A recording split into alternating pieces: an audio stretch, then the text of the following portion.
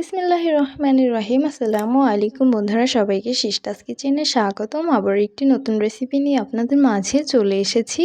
আজকে আপনাদের চিংড়ি মাছ ভুনা করে দেখাবো, তো সাথেই থাকুন।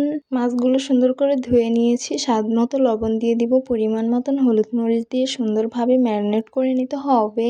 ম্যারিনেট করা হয়ে গেলে চুলায় একটি পাত্র বসিয়ে দিব, রেগুলার রান্নার তেল দিয়ে দিব। তেল গরম হয়ে গেছে, ম্যারিনেট করে নিয়েছিলাম চিংড়ি মাছ, সেগুলো দিয়ে দিব। সামান্য তেলে আমি লবণটা দিয়ে দিয়েছি। চিংড়ি মাছ ভাজতে বেশি সময় লাগে না, আর চিংড়ি মাছগুলো ভেজে রান্না করলে অনেক বেশি ঘ্রাণ হয়, আর খেতে অনেক বেশি সুস্বাদু লাগে। মাছ ভাজা তেলে কুচানো পেঁয়াজ মরিচগুলো দিয়ে দিলাম, পরিমাণ মতন রেগুলার রান্নার তেল দিয়ে দিব। পেঁয়াজগুলো তারপর হালকা পরিমাণ ভেজে নিতে হবে।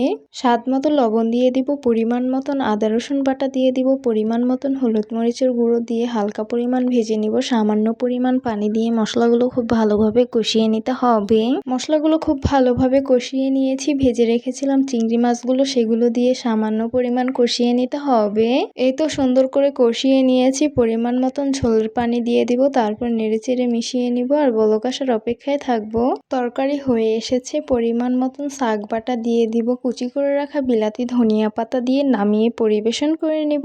পরিবেশন করে নিলাম চিংড়ি মাছ ভুনা। দেখতে অনেক বেশি লোভনীয় লাগছে, আর খেতে কিন্তু খুবই সুস্বাদু হয়েছে। চিংড়ি মাছ আমার কাছে ভীষণ পছন্দ। চিংড়ি মাছ দিয়ে যদি অন্য কোনো কিছু রান্না করে তাহলে আমি চিংড়ি মাছটাই উঠিয়ে খেয়ে ফেলি, আর যেই তরকারিটা রান্না করছে সেটা আর খাই না। তো আমার মতো কার কার চিংড়ি মাছ খেতে অনেক বেশি পছন্দ তারা অবশ্যই কমেন্ট করে জানাবে, আর যারা খাও না তারা অবশ্যই ট্রাই করবে। অনেক বেশি লোভনীয় এটা। তো আশা করছি আমার আজকের রেসিপি আপনাদের কাছে অনেক অনেক বেশি ভালো লাগবে। ভালো লেগে থাকলে আমার ইউটিউব চ্যানেলটি সাবস্ক্রাইব করবেন, আর যারা আমার ফেসবুক পেজ থেকে দেখছেন পেজটিকে ফলো করবেন।